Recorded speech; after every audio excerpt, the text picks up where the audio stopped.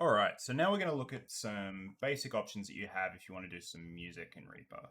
So one obvious one would be that you can plug your instruments in and then record them as an input the same way as you would your microphone. But maybe you don't have any instruments, or maybe you do and you have MIDI instruments. Now we can set up instruments inside of Reaper and actually, if we're working in MIDI, compose directly into Reaper. And so I'm going to do that right now. I'm just going to make a new track. And our instruments are technically an effect. So I'm going to add an effect. And by default, if you haven't found any plugins or anything, then you would still have this synthesizer. So this Res synth. So I'm going to add that.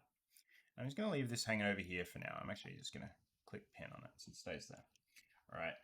But we still need to be able to actually compose into here. So to do that, I'm going to go to View, and then I want my virtual MIDI keyboard.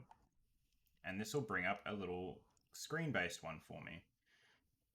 And you can actually use your physical keyboard for this too. So it's like through to M, and then it's U through to O, right? We wanted to play up here in our keyboard. But I'm probably just going to click on them. So now I've got to set that as input.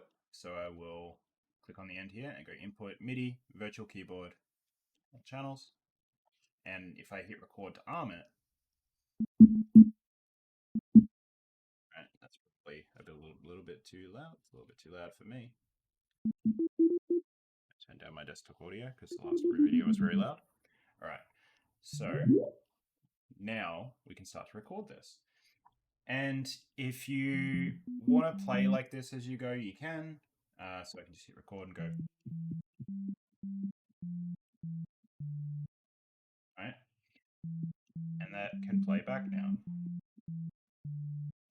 But maybe you don't want to be composing like this. Another option you have is now that I've recorded at least a little bit, I can double click on this and it brings up the MIDI editor. And so in here, I can change the length of my notes. I can move them around, like if my timing was off, right? Like I held that a little bit longer than the eighth note, right?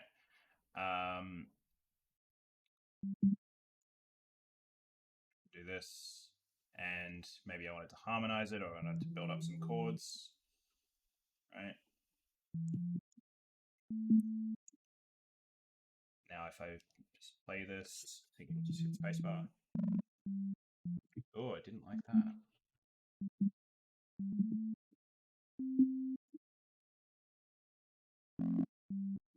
Yeah, this synth isn't very good at chords.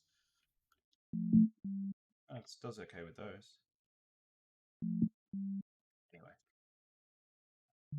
And you can just work like this, and you can just edit in here to build out your music. Now, maybe I don't really like the way that my synth sounded. That's fine. I just broke my view a little bit. Let's just mouse wheel out. All right. I can also, that's just mouse wheel and control mouse wheel. Handy thing about MIDI, I can just have this play through on a loop and sit here and go, you know what? I want to give a little bit more of a square mix. An extra sign.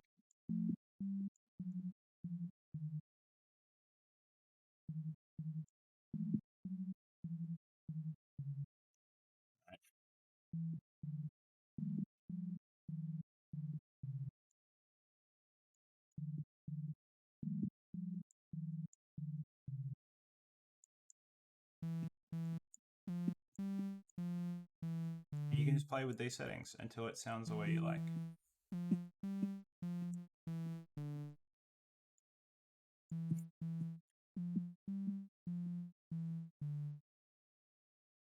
Right? Now, obviously, it's going to be a little bit nicer if you get like a really fancy synth plugin, but you can get some basic stuff out with this. And you could always have like multiple tracks that are playing different parts that have different settings on the synths, and so are practically different instruments. You could then layer other effects on top of this. You're not just because it's an instrument doesn't mean that I can't give it a reverb and all of this other stuff as well. Yeah, and then you would just export this the same as with a soundtrack. You go to render. Only if you're wanting this as a full piece of music, you probably want the entire project, and then it would just be music, or whatever. And you would render that out. And then you would have a music track.